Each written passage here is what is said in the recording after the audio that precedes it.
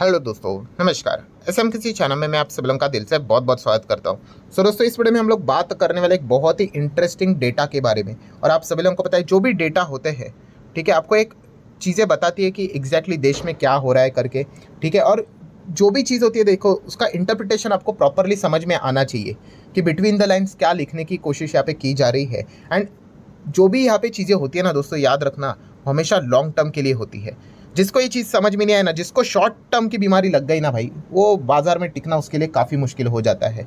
सो ये जो भी चीज़ें हैं दोस्तों, ये बाजार से रिलेटेड जो भी पॉइंट्स अभी मैं आप लोगों के सामने रखने वाला हूँ, ये लॉन्ग टर्म वालों के लिए है, ठीक है। जिसको लग रहा है मंडे के दिन कुछ होगा, ट्यूसडे के दिन कुछ होगा, तो भाई छोड़ दीजिए, ठीक है। मैं लॉन्ग टर्म कितनी बार बोल रहा हूँ, देखिए, और वीडियो खत्म होते होते लगभग 20 से 30 बार तो ये शब्द बोल ही दूंगा, ठीक है, क्योंकि समझ में आना चाहिए। तो जैसे कि इसके पहले का वीडियो आप लोगों ने देखा होगा जीडीपी से रिलेटेड।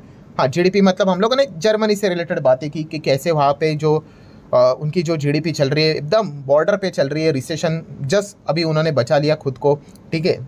बट सिचुएशन बिल्कुल भी अच्छी देखने को यहाँ पे नहीं मिल रही है। एंड अगर हम लोग देखें तो ये माइनस में था, अभी जाके थोड़ा प्लस आ गया, तो इसीलिए वो बच गए। बट ठीक है, आगे क्या होता है वो देखने वाली बात ज़रूर होगी। और वो कोई इकोनॉमी ऐसी वैसी नहीं भाई, टॉप 5 में आने वाली इकोनॉमी उसकी ये हालत है।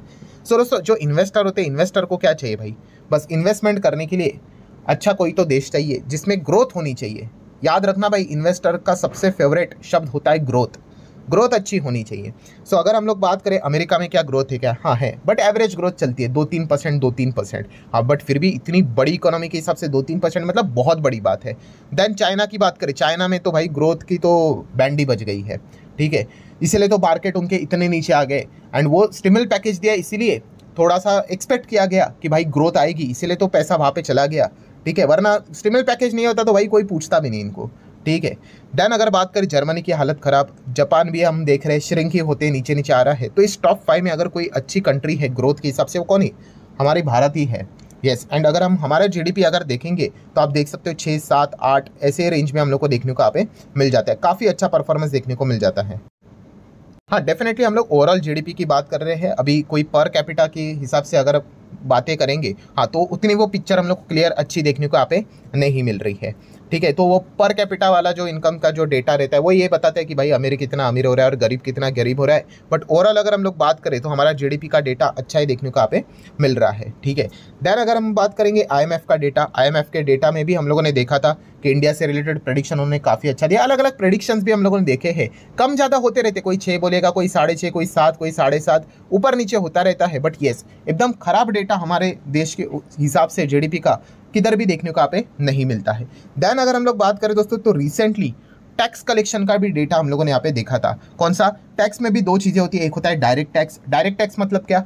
Income tax. आप जो सैलरी कमाते हो उसके ऊपर आपको टैक्स देना पड़ता है, ठीक है। अगर आप एक लिमिट के ऊपर जाते हो तो उसको बोलते हैं इनकम टैक्स।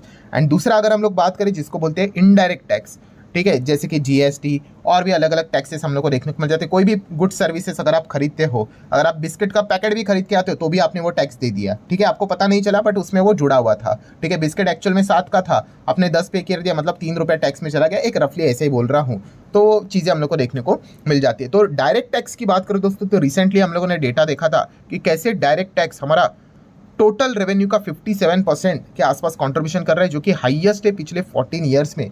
और ये लगातार हम लोग को बढ़ते हुए देखने को यहाँ पे मिल रहा है। प्लस उसी के साथ साथ जीएसटी की बात करें, जो कि इनडायरेक्ट टैक्स है, वो भी हम लोगों ने देख लिया 1.87 लाख करोड़ तक जा चुका है दोस्तों, जो कि सेकेंड हाईएस्ट अभी जस्ट रिसेंटली अक्टूबर मंथ के ही डेटा की यहाँ पे मैं बात कर रहा हूँ।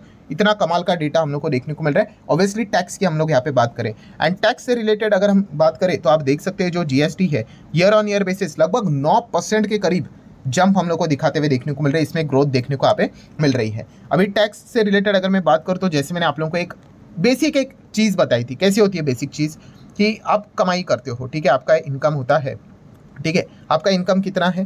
चलो 100 मान लेते हैं, ठीक है। तो 100 के ऊपर 30% टैक्स, ठीक है। मैं सरचार्ज ये वो सेस 20 कुछ नहीं पकड़ रहा हूँ, तो 30 ये जाएगा सरकार को, ठीक है, ये है टैक्स। तो बचा कितना? 70, ठीक है। अगर कल आपकी इनकम ज़बरदस्त बढ़ गई, मान लो ऐसे ही लिख रहा हूँ 1000 हो गया, ठीक है, तो वापस 30% टैक्स देना पड़ेगा। तो क्या हो गया? तो इसके ऊपर 300 हो गया, तो आपके पास बचा कितना? 700। तो मतलब क्या दोस्तों, देखिए समीकरण बिल्कुल सेम है कि अगर आपकी इनकम 10x हो गई, ठीक है, तो आपका जो फाइनल प्रॉफिट भी है वो भी 10x हो गया और टैक्स भी 10x हम लोग को देखने को मिला है। नो डाउट इसमें बहुत सारे टैक्स प्लानिंग भी होते हैं, ढेरों सारी चीज़ें होती है, ठीक है। एक्स्ट्रा सरचार्ज भी जब बहुत होता है, हम उसको नहीं पकड़ रहे, बेसिक समझो। मतलब क्या कि टैक्स जित लेवल पे हम लोग को बढ़ते हुए देखने को मिल जाता है, एक अनुमान भी किया जाता है कि लोगों की ओवरऑल इनकम भी उसी लेवल पे हम लोग को बढ़ते हुए देखने को यहाँ पे मिल रही है। तो ये जो भी चीज़ें हम लोग को देखने को मिल जाती है दोस्तों, ये उसी लेवल पे देखने को मिल जाती है कि टैक्स कितना बड़ा है, अच्छा इतना बड़ा है, तो यस रेवेन्यू सेल्स कमाई भी हम लोग को उतनी ही बढ़ते हुए देखने को यहाँ पे मिल रही है। हाँ डेफिनेटली इसका अर्थ ये नहीं होता है भाई, काफ़ी लोग डेफिनेटली कमेंट सेक्शन में बात बोलेंगे, यार सर कितना बढ़ रहा है, कुछ भी नहीं बढ़ रहा है, ये हो रहा है वो हो रहा है। हमेशा याद रखना दोस्तों, हमारी जो देश की आबादी कितनी 140 करोड़ से ज़्यादा है, तो ऐसा तो कभी नहीं होगा 140 करोड़ के 140 करोड़ अमीर हो जाए, कभी नहीं, ठीक है। हमेशा याद रखना ये समीकरण कभी नहीं बदलने वाला है। कौन सा? कि जो रिच होता है वो रिच बनते चला जाएगा, पुअर होता है वो पुअर ही होते चला जाएगा, ये हमेशा रहता ही है, ठीक है। और हमेशा याद रखना, जो भी अगर आप अर्निंग्स के हिसाब से बात करें, जो एकदम अल्ट्रा रिच की अगर बात करें या फिर नॉर्मली भी पकड़ लो, वो 10% का ब्रैकेट आता है, 1% का ब्रैकेट होता है, वो ब्रैकेट वैसे ही रहेगा, ठीक है। ये आपकी जिम्मेदारी, हमारी जिम्मेदारी होती है कि हमने वो जंप करके उस ब्रैकेट में आना है करके, ऐसा कभी नहीं होगा। आप सोच कर देख लो ना, सबको अगर पैसे बांट लिए तो फिर हर कोई रिच यहाँ पे होगा, ठीक है। तो फिर उस करेंसी की वैल्यू क्या बच गई? कुछ भी नहीं। तो ये हमेशा याद रखना, इस प्रकार के जो डेटा आते हैं तो हमें ऐसा ही लगेगा कि किधर कुछ चीज़ें यहाँ पे बदल रही है करके, बट ऐसा कभी नहीं बदलेगा कि भाई हर किसी को यहाँ पे नोट बटेंगे करके, वो समीकरण वैसे रहने वाला है। हर किसी ने अपनी खुद की इनकम स्ट्रीम यहाँ पे बढ़ानी होती है, अपना जो सैलरी होता है वो बढ़ाना होता है, बिजनेस में ग्रोथ यहाँ पे खुद से बढ़ानी होती है, एंड उस सेगमेंट में यहाँ पे आना होता है। बट अगर हम लोग यहाँ पे बात कर ले तो इस चीज़ से पता क्या चलता है, यस दोस्तों, जिनकी इनकम बढ़ रही है वो लगातार बढ़ती जा रही है, एंड उस हिसाब से उनकी इन्वेस्टमेंट भी हम लोग को बढ़ते हुए देखने को यहाँ पे मिल जाती है, ग्रोथ होते हुए देखने को मिल जाती है। एंड खास करके काफ़ी सारे लोग म्यूचुअल फंड में पैसा लगाते हैं, SIP लगातार करते हुए देखने को यहाँ पे मिल जाते हैं, ठीक है। और जिनका फाइनेंस के रिलेटेड बैकग्राउंड काफ़ी अच्छा होता है, वो तो और भी अपनी SIP यहाँ पे बढ़ाते ही जाते हैं, ठीक है, क्योंकि अर्ली फाइनेंशियल आज़ादी उनको यहाँ पे मिल जाती है। सो डेफिनेटली हम लोगों ने देखा भी था कि म्यूचुअल फंड इंडस्ट्री इसी चीज़ के चलते कितना हो गया, 68 लाख करोड़, भाई केवल 5 लाख करोड़ के आसपास था, अभी 68 लाख करोड़ की बन गई, ठीक है। एंड उसी के साथ साथ SIP की अगर हम लोग बात करें तो 24,500 करोड़ के SIP का कंट्रीब्यूशन देखने को यहाँ पे मिल चुका है। लगभग SIP के अकाउंट भी देखिए म्यूचुअल फंड के लगभग 10 करोड़ के आसपास जाते हुए देखने को यहाँ पे मिल रहे हैं, ठीक है। ये प्लस माइनस होता रहेगा, मार्केट करेक्ट करेगा, आधे लोग भाग जाएंगे, ये चलता रहता है, थोड़ा 19-20 होता रहता है। बट ओवरऑल अगर आप ये डेटा देखोगे तो एक ज़माने में जो SIP 3,000 करोड़ के आसपास यहाँ पे हुआ करती थी, आज एक ही मंथ में वही SIP 3,000 करोड़ से कितने में पहुँच गए, देखिए 24,500 करोड़। कैलकुलेट कर लो कितने गुने की ये जंप है करके।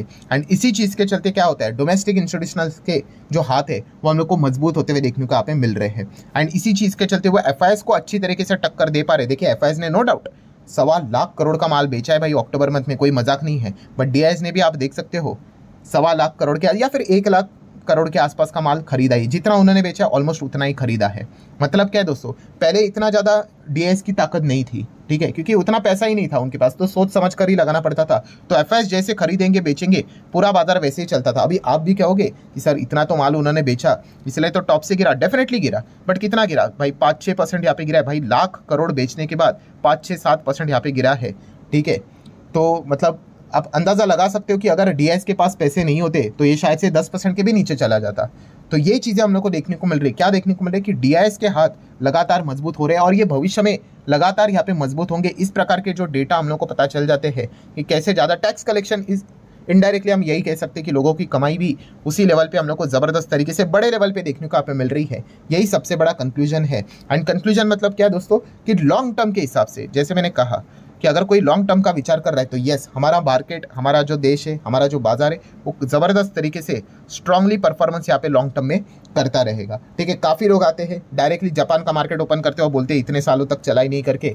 ऑब्वियसली वो उनके पास जो नॉलेज है वो बहुत ही कम देखने को यहाँ पे मिल रही है। अरे जापान का पॉपुलेशन कितना, जापान में GDP की ग्रोथ कितनी, कुछ भी नहीं है भाई। सब कुछ वहाँ पे हो चुका है, हर घर में पैसा है वहाँ पे देखा गया तो, ठीक है। जापान में तो आपने सुना है ना, नेगेटिव इंटरेस्ट रेट हुआ करता था, अभी तो ठीक है। मतलब आप बैंक में 100 रुपया रखोगे तो 1 साल के बाद आपको 99 मिलेंगे। वो बोलेंगे भाई हर किसी के पास पैसा, आप मत रखो हमारे पास। तो ये चीज़ें देखने को मिलती थी। तो वहाँ पे ग्रोथ ही नहीं है तो भाई तेज़ी कहाँ से आएगी, ठीक है। तो बस ऐसा कोई भी चार्ट पैटर्न उठाकर अगर आप कंपेयर करोगे तो फिर भाई हो गया। तो हमारे देश की बात करें भाई, पॉपुलेशन है, डिमांड है, गुड्स एंड सर्विसेज की डिमांड है, ठीक है। इसलिए तो इतनी सारी चीज़ें प्रोड्यूस हो रही है जो कि हम GDP में यहाँ पे देखते रहते हैं, ठीक है। तो अभी तक हम लोगों को जापान तक पहुँचने के लिए कई दशक लग जाएंगे, कई दशक, कई 100 साल 200 साल यहाँ पे लग जाएंगे कि हमारी इकोनॉमी जाके रुक जाएगी करके। सो अभी तो हम लोग बहुत ही इनिशियल स्टेज पे देखने को यहाँ पे मिल रहे हैं, और ये जो रफ्तार हम लोगों की जो देखने को मिल रही है वो लगातार यहाँ पे चलती रहेगी। ठीक है, निफ्टी आगे भविष्य में 50,000, 60,000, 70,000, 1 लाख, 2 लाख भी यहाँ पे होने वाला है, कोई हम लोग रुक नहीं है। ठीक है, तो ये पॉइंट भी आप लोगों को पता है यहाँ पे होना चाहिए। बस मैंने जैसे अभी आप लोगों को बोला है जो बात, कि लॉन्ग टर्म में ये सारी चीज़ें आपको देखने को मिलेगी, जिसको अभी तुरंत रिजल्ट यहाँ पे चाहिए। जो ये कहेगा कि अरे भाई तूफानी तेजी की बात कर रहे हैं, मंडे के दिन जाके देखेंगे, भाई मंडे ट्यूसडे की बात नहीं हो रही है, एकदम लॉन्ग टर्म की बात हो रही है। और इसके पहले भी हम लोगों ने इस प्रकार के काफ़ी सारे वीडियोस कवर किए थे, आपको पता ही है। ठीक है, तभी भी सेम चीज़, निफ्टी 10 में था, फिर 15 पे था, तभी 20 पे था, अभी आप देख रहे हैं 24 पे हम बात करें, कोई बात नहीं, 30 पे भी हम सेम बात करेंगे, 50 पे भी करेंगे, क्योंकि बहुत कुछ स्कोप यहाँ पे बाकी है। तो बस आपने एक ही चीज़ करनी है कि अच्छे क्वालिटी वाले शेयर्स में आपने निवेश करना है, अच्छे बिजनेस वाले शेयर्स में निवेश करना है, एंड लॉन्ग टर्म में बने रहना है। और लॉन्ग टर्म में जब आप खेलने जाओगे तो बाजार तो आपकी आरती उतारेगा नहीं। ठीक है, बाजार तो आपको थप्पड़ मारेगा ही भाई, वो तो कमज़ोर इन्वेस्टर को तो बाहर फेंक देगा। ठीक है, जो सिर्फ तेज़ी देखकर खरीद लेते हैं ना, उनको तो वो बाहर फेंकेगा ना, क्योंकि हर कोई पैसा कमाने लग जाए तो कैसे चलेगा।